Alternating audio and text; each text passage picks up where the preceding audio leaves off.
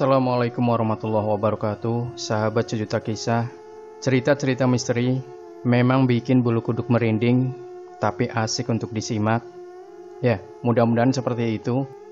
Untuk Anda pecinta channel sejuta kisah, silahkan kalau Anda punya pengalaman mistis dan ingin Anda share di channel ini, kirimkan via email yang sudah kami cantumkan di deskripsi maupun lewat WA admin.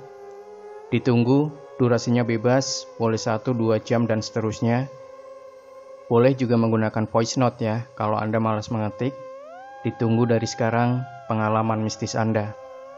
Oke, untuk kali ini kami sudah menyiapkan sebuah kisah nyata misteri yang berjudul Akibat Perjanjian Setan. Sejak pertama aku menginjakkan kakiku di desa itu, perasaan was-was, takut selalu membayangiku. Terlebih lagi setelah kulihat hamparan makam anak kecil dan bayi-bayi tak jauh dari ujung desa tersebut. Benarkah yang dikatakan Dira kalau anak-anak itu ditumbalkan? Hari sudah sangat larut ketika aku tiba di salah satu terminal bis. Malam itu udara sangat dingin. Suasana di sekitar terminal juga sudah sangat sepi. Aku duduk di bangku panjang di terminal itu. Helaan nafasku berbaur dengan deru angin yang mulai berisik di sekitarku. Ku coba membuka tas untuk mengambil selembar sarung agar udara dingin malam itu tidak terlalu menyiksaku. Mata ini rasanya sudah sangat mengantuk, tapi aku tak berani untuk tidur. Takut jika ada orang-orang jahat yang mengambil barang-barangku. Dari kejauhan aku melihat seseorang berjalan terpincang-pincang sambil menenteng sesuatu. Apa mungkin itu orang yang datang untuk bekerja di terminal, atau hanya sekedar orang mabuk?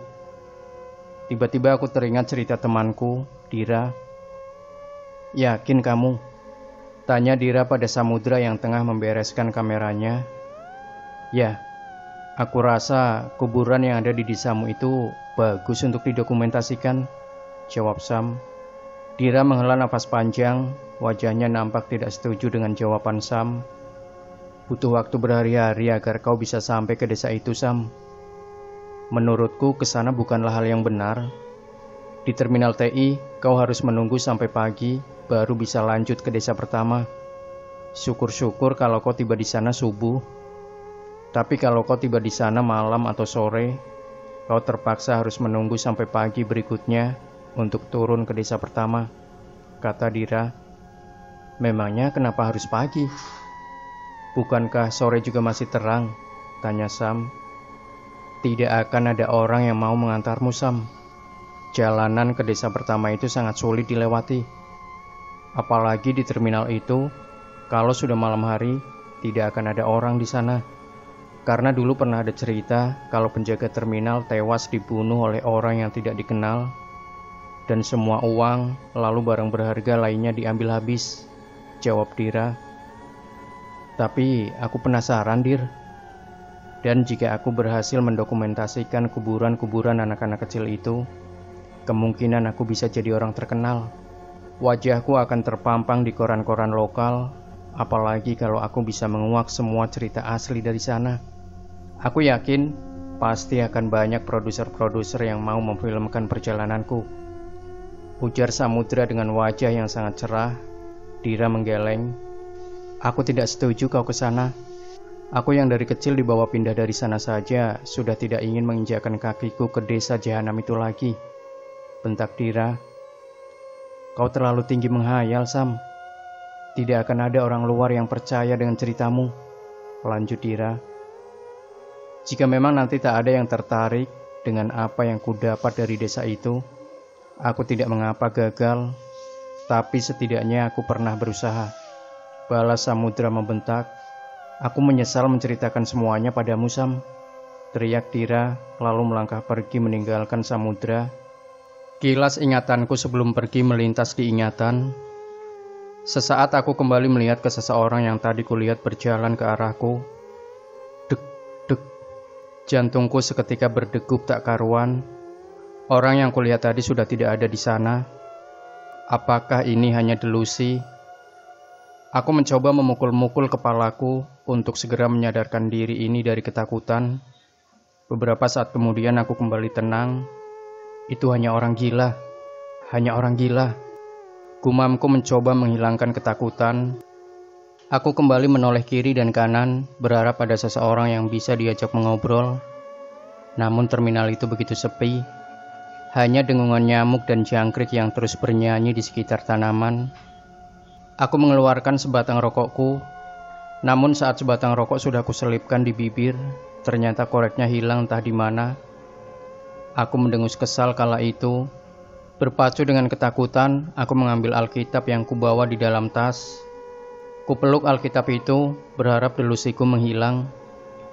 Akan tetapi suara-suara tawa di kejauhan tiba-tiba saja terdengar. Riuh gelak tawa itu membuatku hampir menangis. Sekitar pukul 4 dini hari, orang-orang yang bertugas di terminal mulai datang, diiringi oleh para pedagang di terminal itu. Aku tersenyum tipis. Akhirnya setelah sekian lama menunggu dengan dipacu ketakutan tadi, aku bisa bernafas lega sekarang. Mau kemana? Kok sudah ada di sini subuh-subuh begini? Tanya seorang penjaga terminal. Mau ke desa S, Pak. Jawabku singkat sambil tersenyum. Lelaki berusia 40 tahunan itu mengerutkan keningnya. Memangnya tujuanmu ke sana untuk apa? Tanya penjaga terminal. Sebenarnya saya ingin ke desa D, Pak. Ada yang harus saya cari tahu di desa itu. Jawabku terbata-bata. Begini, bukannya saya melarang, tapi kalau tujuanmu hanya sekedar bermain-main, lebih baik urungkan niatmu itu. Warga desa itu sangat sensitif dengan orang-orang baru. Kau pasti akan diusir sebelum kau sampai ke sana, ujar si penjaga terminal. Maaf, Pak, bukannya saya tidak percaya, tapi saya rasa warga desa itu tidak seburuk yang Bapak katakan, jawab Samudra. Itu terserah kamu, kalau mau lanjut ya silakan. Saya memberitahu apa yang saya tahu, tidak kurang dan tidak lebih. Satu hal lagi, ini Kalimantan. Kepercayaan orang-orang di sini bukan untuk dipermainkan, ujar si penjaga terminal sembari berjalan menjauhi Samudra. Saat pagi telah tiba, Samudra mencari-cari warung nasi di sekitar terminal. Perutnya sudah sangat lapar saat itu. Bu, pesan nasinya seporsi, sama teh hangat ya, kata Samudra memesan makanan saat berada di salah satu warung nasi. Sam meletakkan tasnya dengan sangat hati-hati di atas bangku di sebelahnya. Seorang laki-laki berambut gondrong acak-acakan duduk tak jauh darinya. Lelaki itu nampak memperhatikan gerak-gerik Sam. Sam yang sadar diperhatikan langsung melemparkan senyum lalu mengangguk ramah. Mau kemana? Tanya lelaki itu yang dari logat suaranya bukanlah berasal dari Pulau Kalimantan. Mau ke desa D, jawab Sam singkat. Sama siapa? Tanya lelaki itu lagi. Sendirian, Kak. Om. Mase, jawab Sam gelagapan. Jawaban Sam mulai mengundang gelak tawa si lelaki gondrong. Saya ini asli Kalimantan, cuma sudah 15 tahun di Jawa. Oh ya, kenalkan, aku Ipul. Nama lengkapnya Muhammad Saiful Hadiwijaya, ujar si lelaki gondrong. Saya Samudra. Anak mana? Tanya Ipul. Berau, Kak. Mas, jawab Sam. Wah, jauh sekali dari Kaltim ke sini. Memangnya mau cari apa di desa D? Ujar Ipul nampak terkejut saat mengetahui Sam dari mana. Mau menguak cerita misteri di sana, Kak? Mas. Kak Mas, risih aku. Panggil saja aku Ipul. Lagian aku belum pernah nikah sama kakakmu, ujar Ipul dengan nada bercanda. Ini makanannya, ujar si ibu pemilik warung memotong pembicaraan mereka berdua. Terima kasih. Coba jelaskan lebih detail. Memangnya cerita misteri apa yang mau kau kuak di sana? Hantu selendang, hantu janji atau apa? Ujar Ipul kembali bertanya. Pesugihan yang menumbalkan bayi-bayi baru lahir, bisik Sam sambil mengunyah nasinya. Apa? Masa ada sih cerita seperti itu? Tanya Ipul hampir tersedak kopinya. Shh, ujar Sam seraya menutup mulutnya. Mungkin aku terlalu lama di rantau. jadi tidak tahu menahu tentang cerita itu. Kapan kau berangkat? Apa aku boleh ikut? Kebetulan aku punya pick up, kata Ipul sambil tersenyum. Samudra mengerjap-ngerjapkan matanya. Bagaimana ya? Masalahnya, aku tidak enak untuk mengatakannya. Katakan saja, ada apa? Kau tahu, aku juga sangat penasaran dengan kebenaran ceritamu itu. Kita itu berbeda. Hahaha, bicara apa kau ini? Sudah jelas kita berbeda. Berbeda dari segi usia, wajah, dan bentuk tubuh. Jawab saja, jangan bertele-tele. Apa aku boleh ikut? Agamamu dan agamaku berbeda. Aku takut jika kau berteman denganku, aku akan merusak imanmu. Astaga, kau ini dasar bocah gemblung. Apa di sekolah kau tidak diajari toleransi? Perbedaan itu hal yang wajar. Berteman dengan siapapun tidak masalah, ujar Ipul seraya menepuk pundak Sam. Samudra mengurut-urut tenggorokannya karena tanpa sengaja ia menelan tulang ikan peda. Karena tepukan keras dari Ipul. Ini minum dulu, ujar Ipul sembari memberikan air putih pada Sam. Bagaimana? Apa aku boleh ikut? Tanya Ipul lagi. Iya, kalau kau mau, mengapa tidak? Jawab Sam sambil tersenyum. Rasa sakit di tenggorokannya masih terasa. Lalu Ipul mengambil nasi dari piring Sam dan menggumpal-gumpalkannya. Setelah nasinya berbentuk bulat, Ipul menyuruh Sam langsung menelan nasinya tanpa dikunyah, agar tulang ikan yang menyangkut di tenggorokan Sam melekat pada nasi. Dan benar saja, rasa sakit akibat katulangan tulang ikan peda tadi sudah hilang. Terima kasih ya, ucap Sam.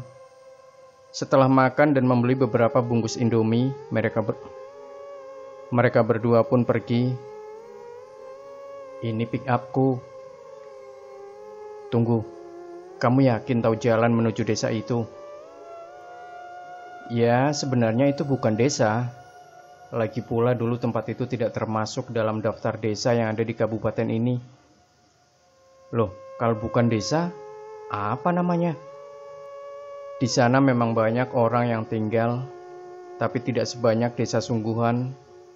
Orangnya pada pindah ke desa-desa yang lebih maju. Ya sudahlah, daripada aku rugi, lebih baik kita langsung saja ke sana. Perjalanan dimulai, Samudra akhirnya bisa tidur, meski kadang-kadang kepalanya harus terbentur-bentur karena jalan yang rusak. Menjelang malam, mereka berdua sampai di desa pertama. Kita tidur di dalam sini aja dan makan apa yang kita punya, tidak usah keluar, ujar Ipul.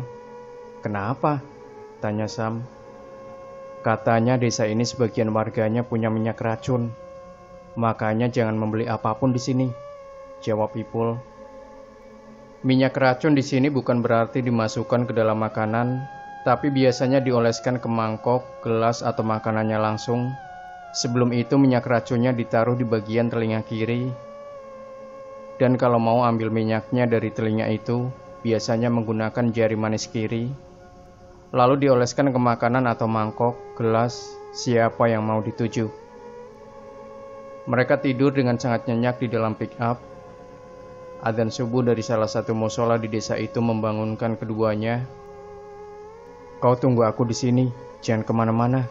Aku mau sholat dulu, pesan Ipul setelah mereka berdua baru saja selesai mandi. Sambil menunggu Ipul selesai sholat, Sam membuka-buka lembaran Alkitabnya. Kita langsung berangkat saja ya. Suara Ipul langsung membuat kaget Sam. Oh, astaga, maaf, aku mengganggumu ya, ucap Ipul. Tidak apa-apa. Ya, sebaiknya kita langsung berangkat saja, kata Sam tersenyum. 1 jam perjalanan, mereka kembali memasuki jalanan yang sisi kanan dan kirinya hanya hutan. Samudra terlihat sangat menikmati pemandangan yang ada. Kau sudah lama pulang dari Jawa? Tanya Sam membuka percakapan. Tidak juga, baru 2 minggu. Aku kerja di sana, Sam. Nanti 2 minggu lagi aku akan kembali berangkat. Kalau kamu? Aku juga kerja paruh waktu. Oh. Cit. Bruk. Aduh. Jerit Samudra karena kepalanya terbentur kaca. Ipul keluar untuk memeriksa orang yang berbaring di jalanan itu. Dan saat keduanya keluar, mereka diserang oleh beberapa orang yang ternyata itu adalah komplotan begal. Sialan, kumpat Ipul. Brak. Hiya. Ipul berhasil melepaskan dirinya dari pegangan para begal. Mereka berkelahi di jalanan yang sepi tersebut. Tidak hanya Ipul, Sam juga ternyata pintar bela diri. Tidak berapa lama, akhirnya mereka bisa dikalahkan oleh keduanya. Meski kini wajah Sam dan Ipul nampak babak belur. Sialan, coba saja tadi kutabrak. Perjalanan dilanjutkan. Singkat cerita, mereka akhirnya tiba di jalanan yang sudah tertutup oleh uru alias rumput liar dan semak belukar. Dan tidak jauh dari situ, ada sebatang pohon yang lumayan besar menghalangi. Sepertinya kita tidak bisa melanjutkan perjalanan menggunakan mobil. Kalau kamu mau meneruskan, terpaksa harus jalan kaki, ujar Ipul. Setelah membereskan barang bawaan, akhirnya mau tak mau mereka berdua harus melanjutkan perjalanan dengan berjalan kaki. Langkah demi langkah mereka terus maju, hingga berjam-jam mereka berjalan. Mereka menemukan sungai yang membentang. Di sebelah itu adalah desa D yang kamu maksud. Tapi kita harus melewati sungai ini dulu, ujar Ipul. Dan sungai ini kelihatannya sedang sampurat. Naik airnya, lanjut Ipul. Dira tidak bilang kalau akan melewati sungai terlebih dahulu, gumam Sam. Kita menginap di sini saja malam ini, besok baru lanjut nyebrang. Semoga saja masih ada warga yang tinggal di sana, biar kita bisa meminjam sampahnya untuk menyeberang, ujar Ipul. Suara burung hantu bersaut-sautan terdengar, kunang-kunang beterbangan, dan suara jangkrik di balik rerumputan beradu nyaring. Malam itu suasananya sangat tenang, hingga saat tengah malam tiba, saat salah satu mereka sudah tidur, Sam mendengar suara tawa cekikikan yang sangat dekat. Sam membangunkan Ipul karena ia takut dengan suara itu. Saat Sam akan menanyakan sesuatu, Ipul langsung menutup mulut Sam dan menggeleng. Perlahan-lahan suara tawa itu mulai terdengar menjauh. Wajah Ipul seketika berubah panik, berbeda dengan Sam yang menghela napas lega. Ayo, bereskan barang-barangmu. Kita pergi dari sini sekarang juga, bisik Ipul. Kenapa Belum selesai pertanyaannya, Ipul sudah terlebih dulu memasukkan peralatan-peralatannya ke dalam tas. Mereka berjalan mengendap-endap, menyusuri pinggiran sungai hingga ke hulu. Di sana mereka hanya duduk terdiam sambil menunggu pagi tiba. Namun belum lagi pagi, suara tawa tadi kembali terdengar. Aku mau ambil wudhu dulu, mau sholat tahajud, ujar Ipul. Aku boleh ikut, ujar Sam yang juga ketakutan. Silahkan kalau kau memang mau, tapi aku tidak punya sejadah lebih, jawab Ipul. Setelah selesai berwudhu, Ipul meletakkan sajadahnya. Entah sudah benar apa tidak arah kiblatnya pada saat itu. Yang pasti dalam pikirannya saat itu, ia ingin cepat-cepat mengusir rasa takutnya. Saat Ipul sudah mulai khusyuk dengan sholatnya, Sam celingukan kiri dan kanan, lalu menunduk dan mengikuti gerakan-gerakan sholat yang dilakukan oleh Ipul. Setelah selesai sholat, Ipul melanjutkan dengan mengaji. Namun tidak berapa lama setelah surah pertama dibaca, senter yang digunakan Ipul untuk membantunya menerangi Al-Qur'annya malah secara tiba-tiba mati mendadak, diikuti gemuruh angin yang seperti menandakan hendak turun hujan. Kenapa? Tanya Sam cemas. Shadaqallahul adzim. Sepertinya ada yang tidak suka aku mengaji di sini. Mungkin mereka terganggu, jawab Ipul seraya meraba-raba tasnya. Dan setelah Al-Qur'annya dimasukkan ke dalam tas, senter yang tadinya tidak mau menyala, akhirnya kembali menyala, meskipun masih belap-belip tidak karuan. Mereka berdua terdiam duduk menunggu pagi. Tak ada seorang pun di antara mereka berdua yang tertidur, dan akhirnya pagi yang ditunggu-tunggu pun sudah mengusir gelap. Perut keduanya juga sudah terasa lapar, dan akhirnya mereka memutuskan untuk mencari buah-buahan di sekitar. Karena pada saat itu hutan masih sangat lebat, Jadi mereka sangat mudah mencari buah-buahan. Ada banyak sekali buah layung, dan mereka pagi itu memakan buah hasil temuannya dengan sangat lahap. Namun karena kebanyakan memakan buahnya, Sam mulai merasakan pusing di kepalanya. "Kepalaku pusing," ujar Samudra. "Kau kebanyakan makan layungnya, Sam. Bawa minum air, nanti juga sembuh sendiri," kata Ipul menenangkan teman barunya itu. Mendengar perkataan Ipul, Samudra meminum air sungai dengan jumlah yang sangat banyak. "Bukan minum air sebegitu banyak juga, Sam. Maksudku minumnya yang sewajarnya saja," tegur Ipul. "Kelihatannya tidak ada seorang pun yang ada di sekitar sini, Sam. Terpaksa kita harus berenang untuk mencapai seberang sungai," ujar Ipul.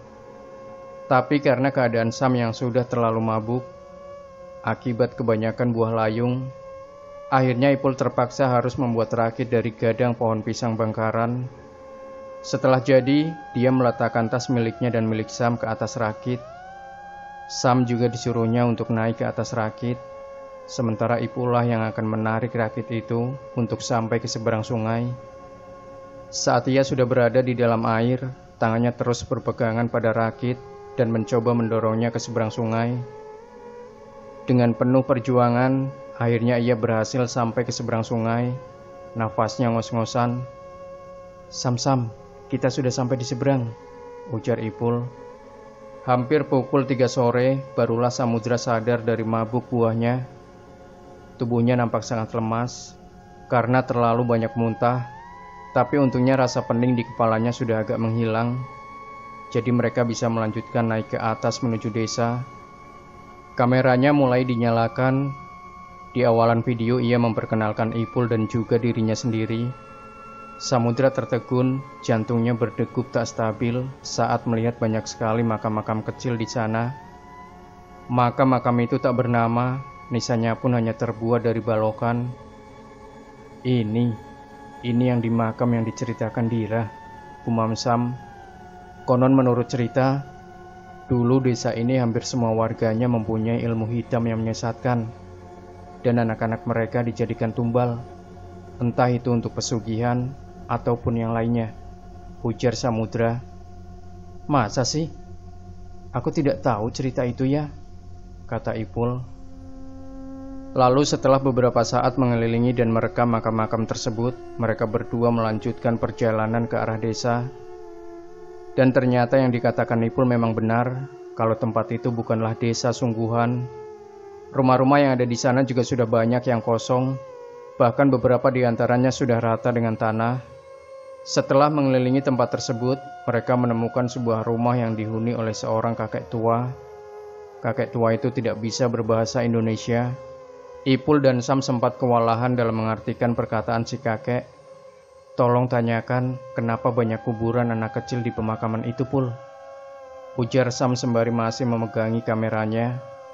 "Katanya itu kuburan anak-anak kecil di desa ini yang dulu terserang penyakit muntaber. Satu persatu anak-anak di desa meninggal karena terserang penyakit tersebut. Beliau bilang kalau ada salah seorang warga di sini juga yang membawa penyakit itu dari desa besar dan akhirnya menular ke semua warga, terutama anak-anak. Mereka yang tidak mengetahui obat-obatan luar hanya bisa menunggu dan menyaksikan anak-anak mereka terserang sakit," lanjut Ipul. "Tanyakan juga apa itu ada hubungannya sama tumbal," tanya Sam lagi. Saat Ipul menanyakan seperti apa yang disuruh oleh Sam, raut wajah si kakek nampak berubah. Katanya orang-orang memang meyakini seperti itu, karena orang-orang itu dulunya lupa melakukan ritual sesembahan untuk makhluk di air. Ujar Ipul menerjemahkan perkataan si kakek. Lalu? Aku rasa itu memang penyakit, Sam. Masuk akal kalau muntaber memakan banyak korban anak-anak, karena mereka memang sensitif. Lagi pula, orang-orang di sini tidak tahu menau soal obat," potong Ipul. "Tolong tanyakan lagi, Pul. Katanya makhluk air itu buaya penunggu sungai. Setahun sekali akan selalu ada korban tenggelam di aliran sungai ini. Dan untuk penggantinya, dia menginginkan sesembahan." "Lalu apa hubungannya dengan muntaber?" tanya Sam lagi. Karena mereka lupa melakukan ritual sesembahan, mungkin itu penyebabnya. Aku rasa tidak masuk akal. Kau pasti menyalahkan arti kata-kata kakek itu kan? Saat keduanya asik berdebat, tiba-tiba kepala Sam dilempari dengan sebilah kayu. Saat ia melihat ke sekelilingnya, ternyata tak jauh dari mereka, ada dua orang bapak-bapak membawa senapan. Karena pikiran mereka berdua sudah kemana-mana, akhirnya mereka berlari menuju ke arah sungai. Mengetahui dua bapak-bapak tadi masih mengejar mereka, akhirnya tanpa pikir panjang, Ipul dan Sam langsung terjun ke air dan segera menyeberang. Dengan susah payah dan masih sedikit terbawa ke hilir, mereka berdua berhasil sampai di tempat awal mereka menyeberang tadi. Kameraku basah semua, begitupun Alkitabku, keluh Sam. Sama, pohon hutangku di Jawa juga basah dan sobek-sobek. Senter juga basah dan tidak bisa digunakan, sahut Ipul. Sam merasa menyesal sudah nekat datang ke tempat itu. Ia juga mengutuk habis-habisan kepada dua bapak-bapak tadi yang sempat mengejar mereka tanpa tahu apa maksudnya. Alhasil mereka berdua terus berjalan mencari arah jalan mobil pick-up milik Ipul berada. Gelap semakin membatasi penglihatan keduanya. Beberapa kali mereka hampir jatuh karena tersandung akar-akar pohon. Namun meski begitu keduanya enggan untuk bermalam, karena menurut Ipul lebih aman jika mereka terus berjalan. Singkat cerita, dengan langkah yang sudah letih, akhirnya mereka berdua berhasil sampai ke tempat pick-up Ipul terparkir. Untuk beberapa saat saja, mereka pun melesat menjauhi tempat tersebut. Di tengah perjalanan, barulah Ipul menceritakan semuanya pada Sam. Kau tahu suara ketawa itu? Itu suara hantu beranak, atau yang dalam bahasa Indonesianya kuntilanak. Jika suaranya terdengar dekat, artinya mereka jauh dari kita. Tapi kalau suaranya jauh, itu berarti mereka sangat dekat dengan kita. Makanya saat suaranya jauh tadi malam, aku melarangmu untuk menegur ataupun menanyakannya. Karena kalau disebut, mereka pasti akan langsung datang, ujar Ipul. Cantikkah mereka itu, Pul? Lalu kalau mereka datang, bagaimana? Tanya Sam. Kata orang wajah mereka itu sangat cantik tiada tanding jika berubah jadi manusia. Dulu pernah ada ceritanya orang yang menikah dengan hantu itu. Akhirnya laki-lakinya dibunuh oleh si hantu karena berniat beristri lagi. Dan kalau mereka mendatangimu saat di hutan, itu telurmu yang akan diambil oleh mereka. Membayangkannya saja aku sudah ngilu Sam, ujar Ipul. Itu si laki-lakinya yang goblok. Sudah punya istri cantik, hantu lagi, malah mau main-main sama perempuan lain. Mendengar perkataan Sam, Ipul langsung memukul kepalanya dengan botol bekas air minum. Ipul mengantarkan Samudra sampai masuk ke dalam bis. Hati-hati ya Sam, sampai jumpa. Jangan lupakan perjalanan kita ya. Sama itu, saat kau mabuk buah layung, ujar Ipul sambil tertawa. Samudra pun ikut tertawa. Lalu saat penumpang mulai bernaikan, ia menyerahkan alamat rumahnya yang ia tulis di kertas rokok pada Ipul. Ini alamatku, simpan ya. Nanti kalau ada waktu main-main ke Kaltim, ujar Sam. Iya pasti. Doakan saja semoga tahun depan aku jadi triliuner, biar bisa keliling dunia mengajakmu. Canda Ipul seraya menjabat tangan Samudra, lalu berjalan keluar bis. Saat bis sudah akan jalan, Samudra membuka kacanya dan memanggil Ipul. Pul, kamu salah. Pul, kamu salah. Yang benar itu miliarder, teriaknya sambil melambaikan tangan pada Ipul. Bis semakin menjauh, ia melihat Ipul yang masih berdiri dan melambaikan tangannya hingga bis itu keluar terminal. Sam menyapu air matanya, ia sangat terharu. Setengah jam di perjalanan, Sam merasa agak bosan. Ia mulai membuka makanan-makanan yang dibelinya tadi, dan juga membaca koran yang ada di kantong belakang kursi bis. Di halaman pertama ada berita-berita lokal yang memberitakan tentang maling yang ketangkap dan lain-lain. Sampai pada halaman berikutnya, Sam terperanjat. Saat melihat sebuah berita penemuan mayat tenggelam dengan ciri-ciri yang sama persis dengan Ipul, jantungnya mulai berdetak tak karuan, bingung, takut, dan merasa tidak percaya campur aduk jadi satu. Apa benar itu Ipul, seorang teman baru yang dengan sukarela menemaninya mencari desa aneh itu? Demikian sahabat Sejuta Kisah, jangan lupa tinggalkan komentar Anda, like, share video ini, subscribe channel Sejuta Kisah, dan kembali nantikan cerita-cerita misteri terbaru dari kami. Wassalamualaikum warahmatullahi wabarakatuh.